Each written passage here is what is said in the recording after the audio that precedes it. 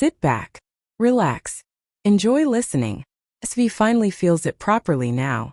The warmth is no longer something she can ignore. It spreads slowly under her palm, and the sharp sting in her shoulder begins to deepen as the seconds pass.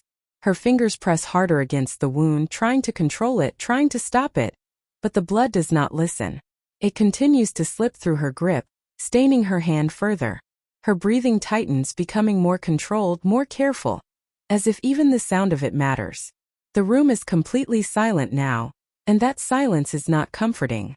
It only reminds her how close everything is to breaking. The door opens quietly. RK steps inside and closes it behind him without making a sound. His eyes immediately go to her shoulder, to the blood that is clearly visible now. He does not ask what happened. He does not react with shock. Instead, he walks to the table, picks up the cloth and the medicine and turns back toward her.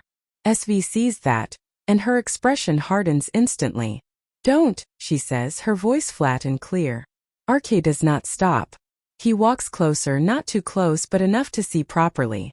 "You're making it worse," he says calmly.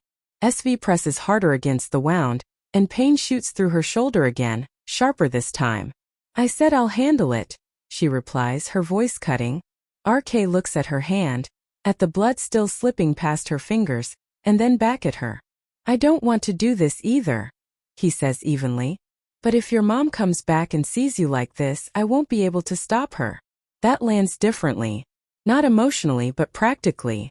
SV's fingers falter for a brief second. Her jaw tightens and her eyes shift away, not toward him but somewhere else entirely. The thought of her mother seeing this, of her mother reacting, is not something she is willing to deal with. Still, she does not move her hand.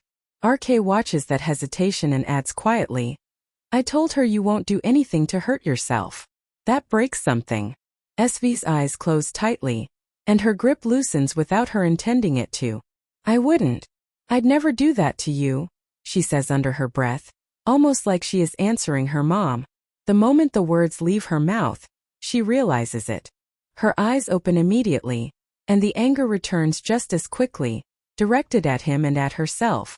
"Stay out of it," she says, her tone cold again but not as steady as before. RK does not step forward. Instead, he takes one step back, creating distance between them. Then he extends his hand toward her, holding the cloth out.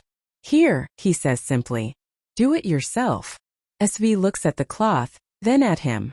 There is irritation in her eyes but also calculation. She does not trust him and she does not want his help, but she also knows the situation is not under control. She snatches the cloth from his hand and presses it against the wound. The pressure is too much. Pain hits again and her breath breaks slightly, but she forces herself to continue. She tries to clean it but the angle is wrong. Her arm does not reach properly, and when she stretches further, the skin pulls and the wound opens more. She tries again, harder this time, but it only makes it worse. RK watches silently for a few seconds, then steps forward. This time he does not ask. He takes the cloth from her hand, firm but not aggressive. "I'm doing it," SV snaps immediately. "You're tearing it more," RK replies flatly. "No, it's none of your. It matters to your mom," he cuts in. That stops her. Completely.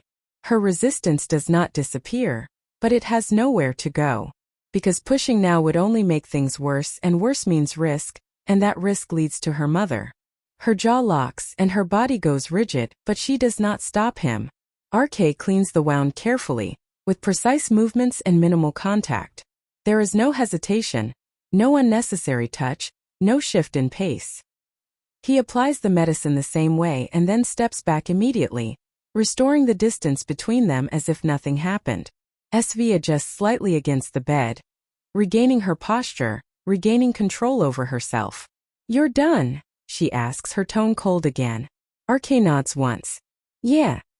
A second passes before she speaks again. "Don't do that again." RK does not react to the sharpness in her voice. "Then don't give me a reason to," he replies simply. He turns and walks out of the room, closing the door behind him. SV remains sitting there, her back against the headboard. Her hand moves to her shoulder, lightly this time, testing the stability. The pain is still there, but it is controlled now.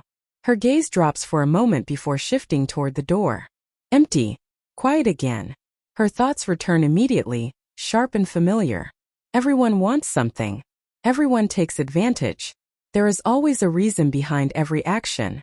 This is no different. There has to be a reason. She just has not seen it yet. And until she does, this means nothing. Nothing at all.